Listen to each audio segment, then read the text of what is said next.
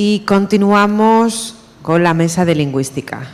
La intervención siguiente corre a cargo de Raico González Montesino, y nos va a hablar de la interpretación de las lenguas de signos como acto de comunicación bilingüe, bimodal y bicultural. Cuando quieras.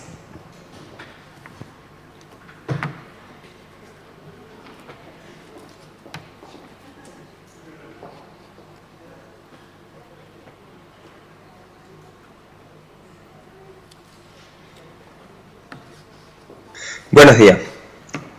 Mi compañero Ricardo Moreno, aunque le hubiese gustado, le ha sido imposible estar presente hoy también en este congreso por cuestiones laborales. Y les manda un saludo y sus disculpas. La comunicación que presento hoy es parte también del trabajo de tesis doctoral que presenté el año pasado en la Universidad de Vigo y que fue dirigido por Concha Báez, que ha presentado hoy en este congreso una comunicación anterior, y también por Carmen Toledano. Desde aquí quiero realizar este reconocimiento público y mi más profundo agradecimiento a ambas, porque sin su ayuda hubiera sido completamente imposible haber acabado este trabajo de investigación. Comenzaré con una breve introducción de los motivos que me llevaron a realizar ese trabajo y también cómo está estructurado. Luego expondré los fundamentos teóricos que utilicé para definir y concretar la interpretación signada como una actividad traslaticia. A continuación, presentaré mi concepción de la interpretación de la lengua de signos como acto comunicativo, para por último enumerar las principales conclusiones alcanzadas. Este trabajo toma la interpretación signada como objeto de estudio.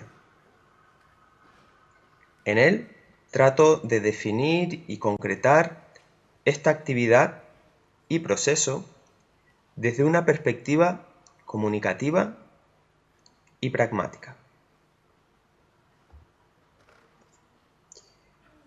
En mi labor como formador de intérprete de lengua de signos, me he visto frecuentemente con la dificultad de que el alumnado adquiera una visión holística del acto de interpretación. Una visión que entienda esta intermediación lingüística y cultural como un acto de comunicación, que cuenta con características específicas, pero que, al fin y al cabo, es un acto en el que dos o más personas tratan de intercambiar ciertos pensamientos, creencias, emociones, etc. Pero además, considero que en nuestro país se sigue reproduciendo, tanto en la formación como en la práctica, un modelo conductivo de la interpretación signada, por el que este profesional es visto como un puente de comunicación entre ambas lenguas y culturas y un mero transmisor de la información, tal como afirmaban De los Santos y Lara. Con este trabajo pretendo contribuir al desarrollo y consolidación de los estudios de interpretación en nuestro país.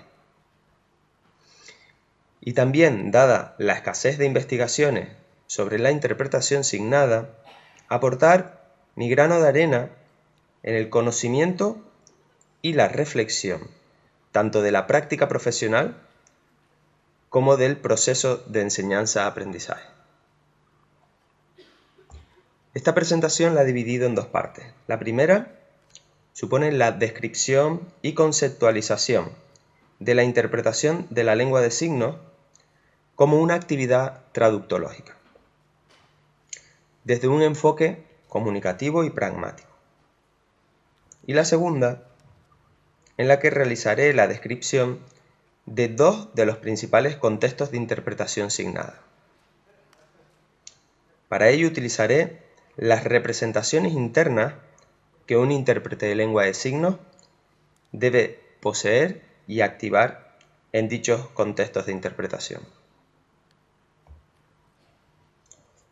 Comenzaré esta primera parte con la definición y concreción de la interpretación signada. Cuestión que me parece fundamental por dos motivos.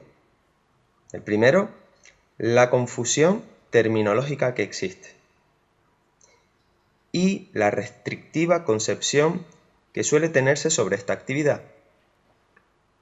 Y el segundo es la falta de concreción del lugar que le corresponde en el amplio espectro de actividades traslaticias,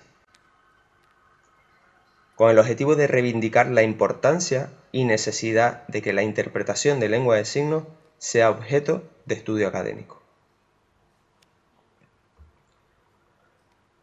Coincidimos, en este caso con PostHacker, en que el elemento distintivo entre la traducción y la interpretación está en la inmediatez del proceso y no en la modalidad lingüística de los textos, como sostiene el enfoque tradicional, enfoque que marginaba las lenguas ágrafas o de otra modalidad lingüística. Como resultado, la interpretación no solo se da entre lenguas orales, sino también, como todos sabemos, entre una lengua oral y una lengua signada o entre dos lenguas signadas.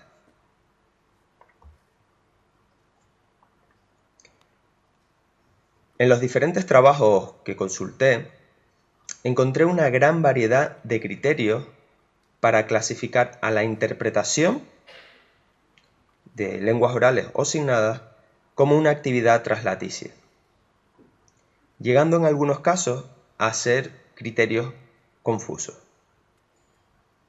Además, la presencia de la modalidad signada en estos trabajos, en estas propuestas, es muy limitada. De todas ellas, destacamos la de PostHacker, porque considero que es la más completa al incluir todos los posibles parámetros de categorización y también porque sitúa a la interpretación signada en el lugar que le corresponde en este espectro de actividades traslaticias. Este autor distingue entre tipos y modalidades de interpretación. En cuanto a los tipos, diferencia entre los ámbitos o contextos sociales en los que se produce la interpretación y la clase de interacción que se da, dialógica o monológica. Entre los criterios de clasificación de modalidades, destacamos el de modalidad lingüística, ya que es el que le permite situar a la interpretación de lenguas asignadas en el conjunto de actividades traslaticias. Es más, el autor distingue entre la interpretación signada y la transliteración, que se da entre lenguas orales y sistemas de comunicación visogestuales de origen artificial, como el bimodal. E incluso añade la interpretación táctil para personas sordociegas. En la clasificación de la interpretación signada se suelen utilizar los mismos criterios que para la interpretación de lenguas orales. En este trabajo he comparado las propuestas de 3 documentos que, en mi opinión, son los más utilizados y actuales a nivel didáctico.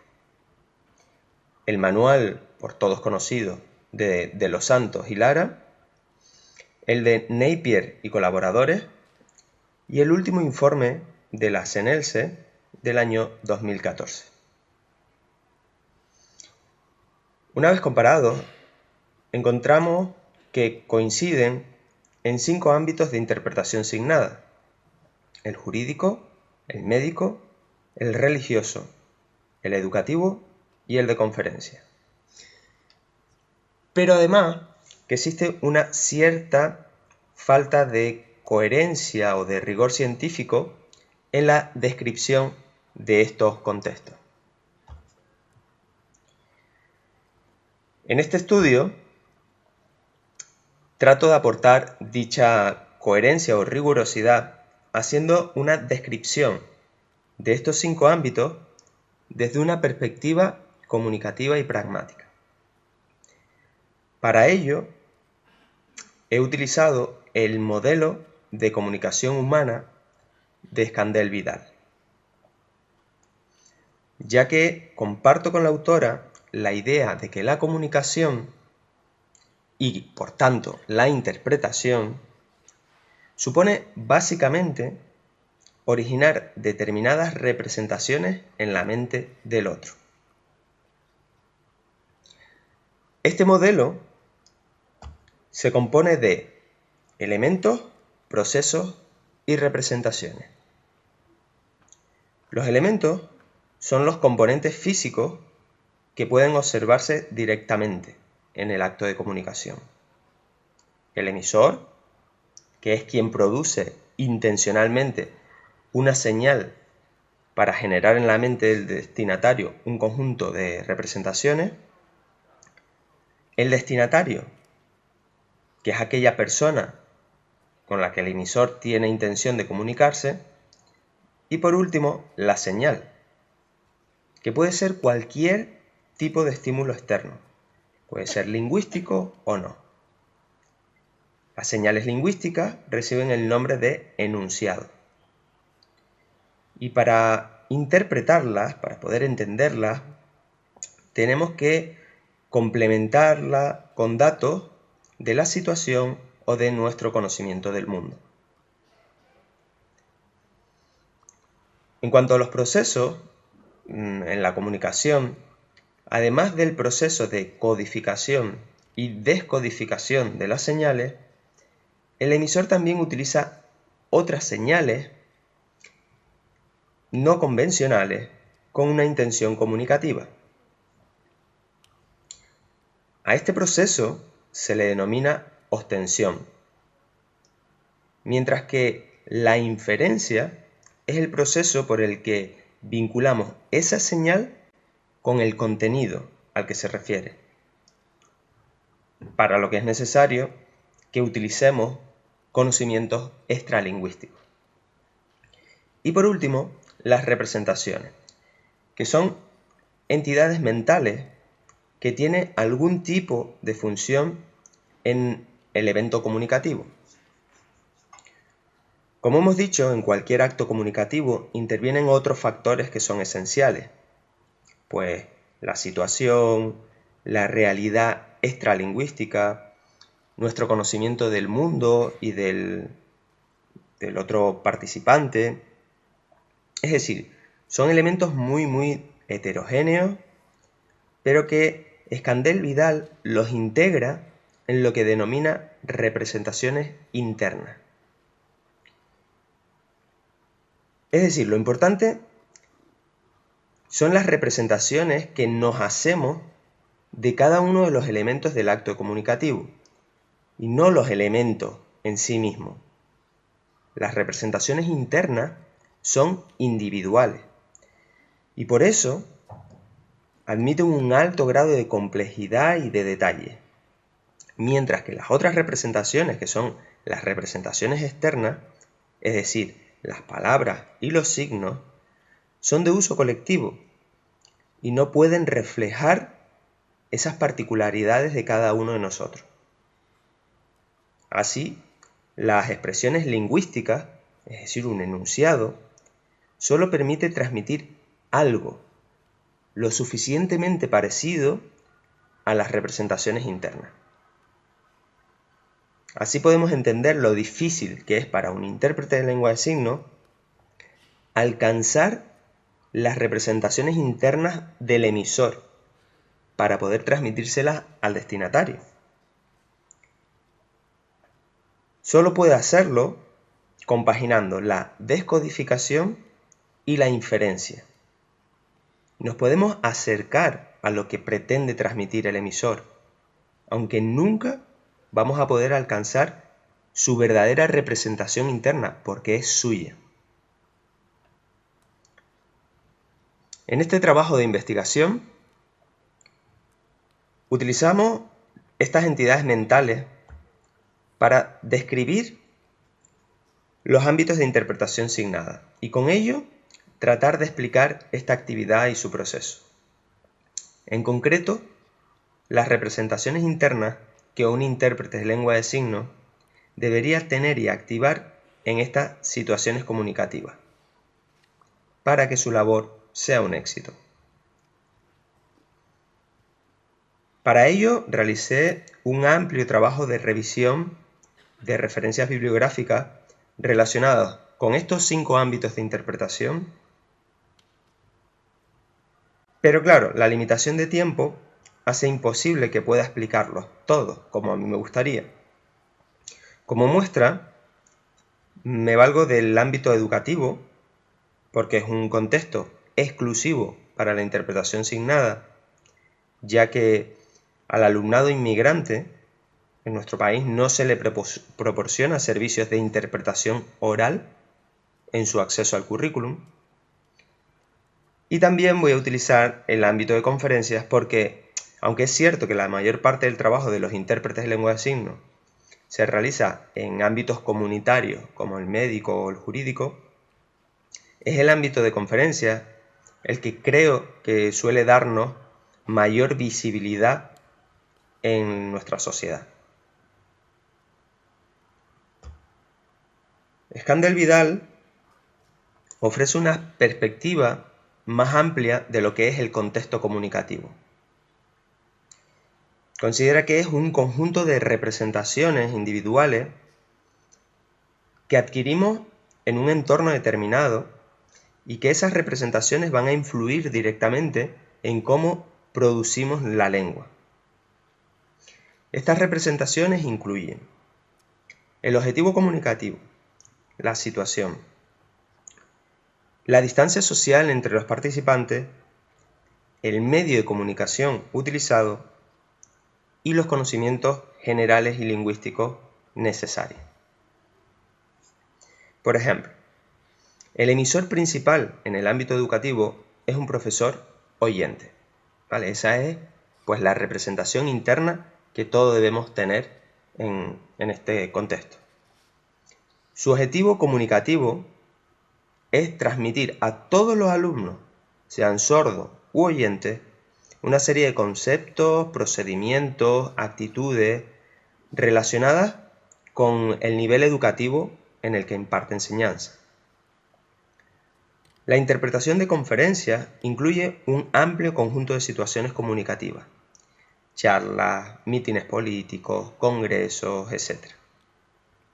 El objetivo principal del ponente, que también suele ser una persona oyente, es informar sobre algún aspecto al auditorio en el que pueda haber o no alguna persona sorda.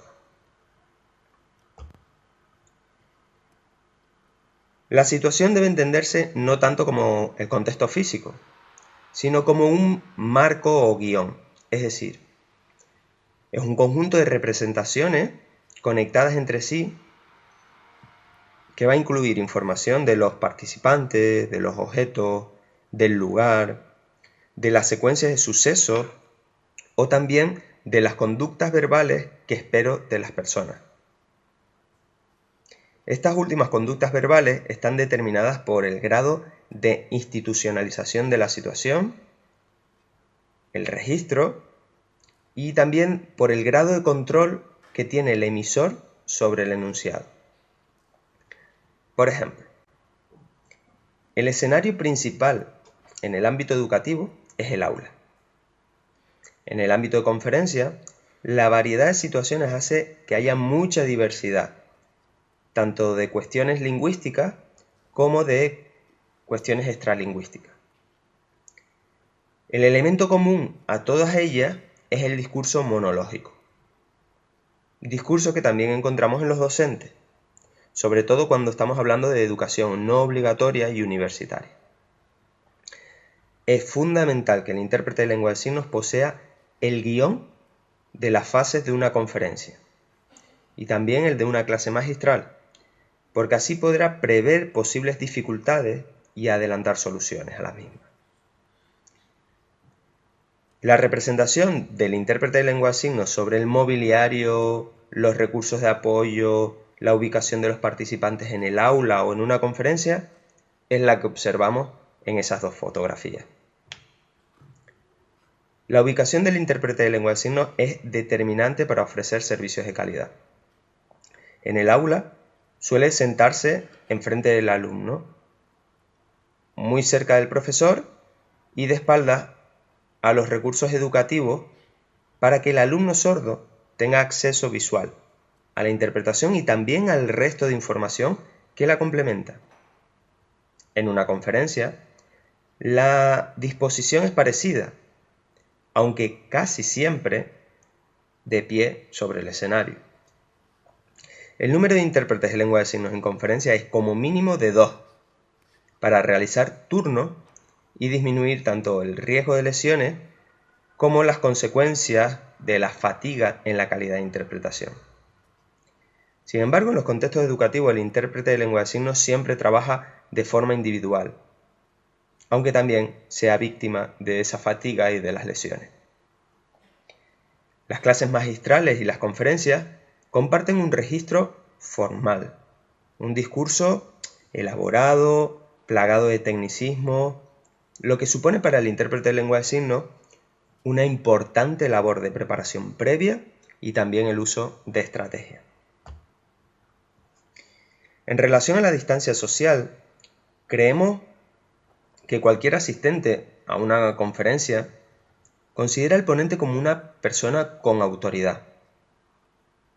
Por eso, si interacciona con él, utilizará fórmulas de tratamiento formal y cuidará el vocabulario y las estructuras que realiza. Por su parte, a mayor nivel académico, mayor diferencia de poder relativo entre el alumno y el profesor. Será este último, el profesor, quien lleve el control de la interacción.